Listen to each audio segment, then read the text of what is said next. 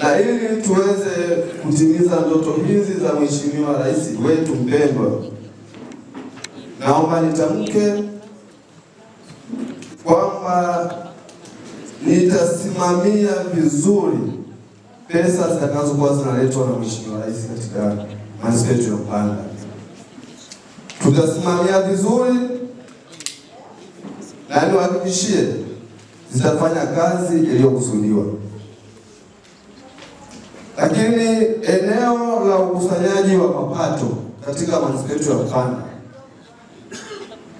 ni lazima tukaliangalie kwa makini, na kimsingi tunahitaji makusanyo yale yakafanyike kwa uadilifu na uaminifu mkubwa.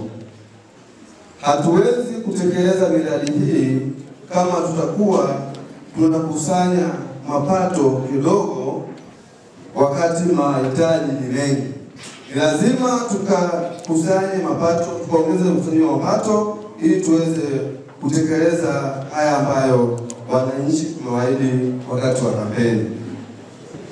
Kwa hiyo Mheshimiwa Rais, mimi niseme wazi, kwa sababu viongozi waliopita wengi nimesema, mmesisitiza ushirikiano, mmesisitiza mapendano, lakini mimi kwa kuwa nimechaguliwa kwa Msaidimeya, na hili nieleze wazi ndugu zangu, nitashirikiana na mtaalamu aliye mwadilifu, nitashirikiana na mtaalamu aliye mzalendo kwa nchi yetu, nitashirikiana na mtaalamu anayethamini maisha ya wananchi, hasa wale wa maisha ya chini.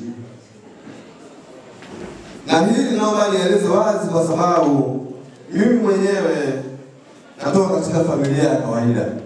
Kwa hiyo maisha hayo nafahamu. Sintokuwa na mchezo na hilo, na naomba nieleweke hivyo. Tutashirikiana vizuri, lakini na wataalamu wa aina hiyo ambao nimeieleza.